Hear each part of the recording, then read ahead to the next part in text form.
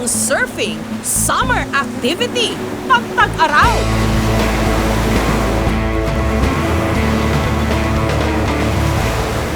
Pero para sa ilan, mas may thrill daw ito kapag bumabagyo. Ito ang storm surfing.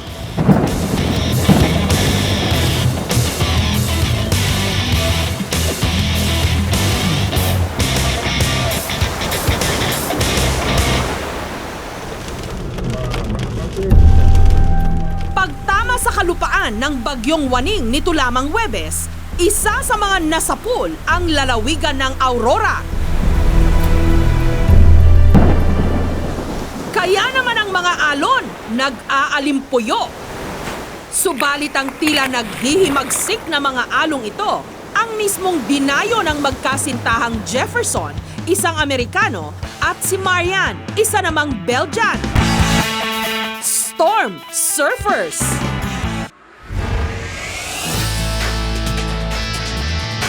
Nag-research pa nga raw sila sa internet kung gaano kalalaki ang mga alon dito kapag bumabagyo. This is a cool website.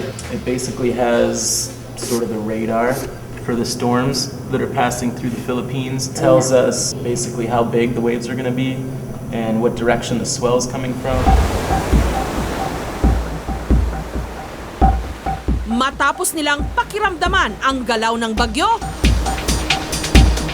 rumenta ang magkasintahan ng surfing board na nagkakahalaga ng 400 pesos kada kalahating araw.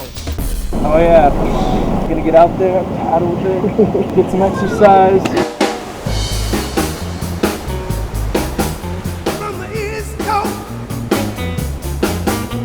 Nung nakabuelo, lumusong na sila Jefferson at Marian sa dagat at sinalubong ang mga rumaragasang alon.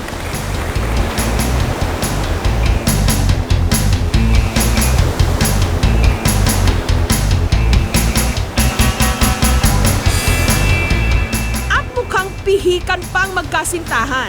Pinalalagpas nila ang mga maliliit na alon o swell kung tawagin. Ilang saglit pa, dumating na ang pinakahinihintay nilang pagkakataon.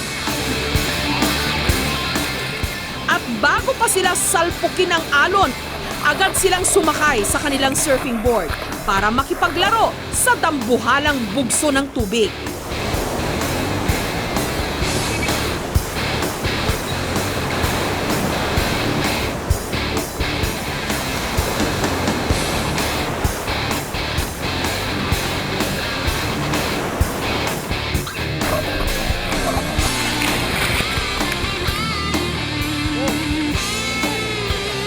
How was it this far? Good, rough.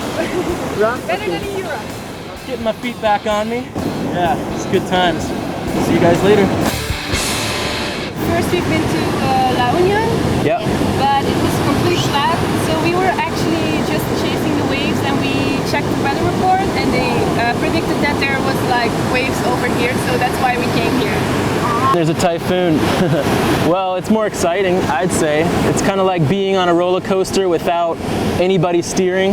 You know, the waves come in irregular patterns and you just have to adjust yourself to, you know, how the ride's going.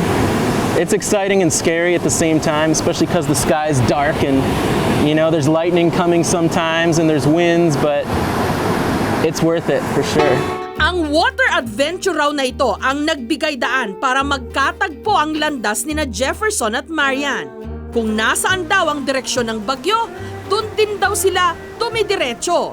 I've been to Brazil, Indonesia to surf, to Hawaii, which isn't a country, but it kind of is. And there's great waves in Hawaii.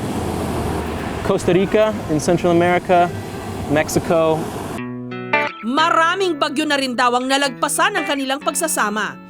Subalit katulad ng kanilang pagsusurf, sabay rin daw nila itong hinaharap. We caught the same wave yesterday and we were on the same ride and we were like, woo-hoo! It was so fun. So, yeah.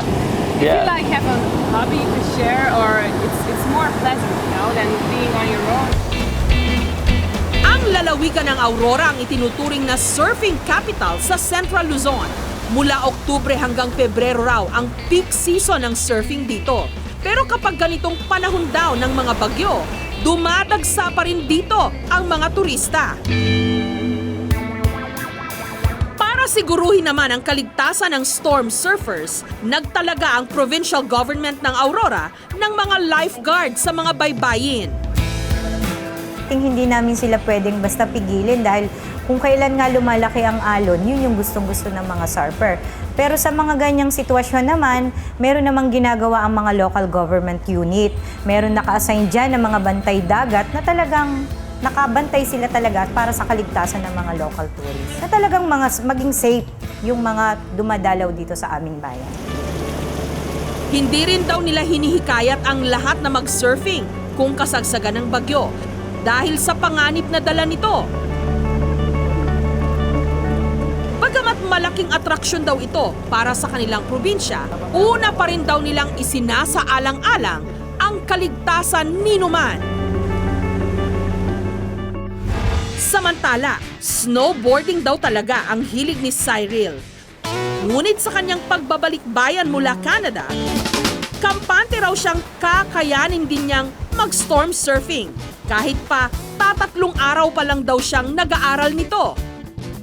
Talagang mas masarap. Parang snowboarding lang. Pag dito sa mga waves, mas delikado eh. Kasi tuloy-tuloy lang. Eh kumpara sa snow, parang malambot. Pero, kung gusto nyo naman na mas nakaka-thrill, surfing talaga. Pag yung mga tao doon, hindi naman ganun kalalim yung tubig. So, hindi naman ganun nakaka-thrill. Tsaka marunong naman lumungoy. Pero paglusong pa lang ni Cyril sa dagat, agad nang sinubok ng tubig ang kanyang lakas. Kaya nahirapan siyang makalayok sa dalampasigan.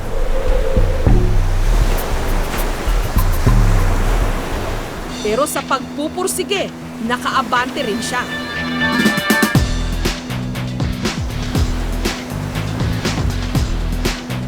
Pero sa lakas ng puwersa ng dagat, hindi nakuhang makasakay ni Cyril sa kanyang surfboard.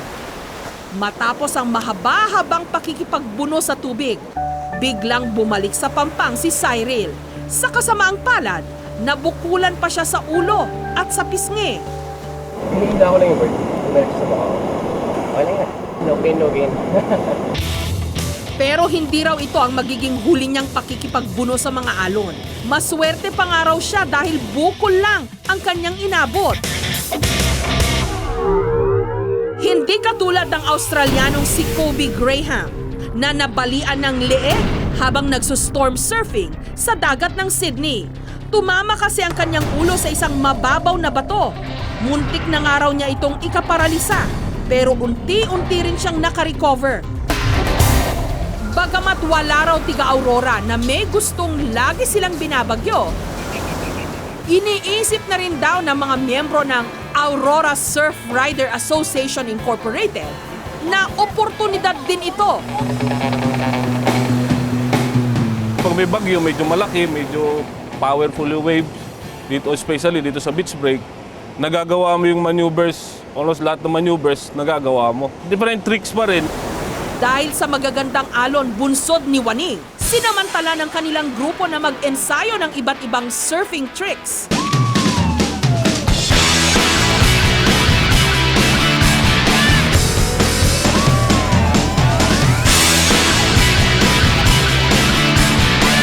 Malaking tulong daw ito sa kanilang paghahanda para sa sasalihan nilang surfing competition sa Zambales.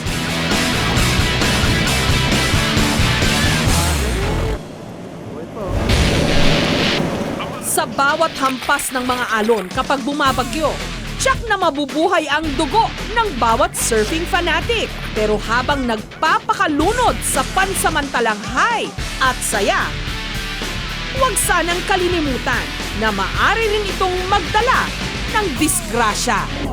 No pain, no gain.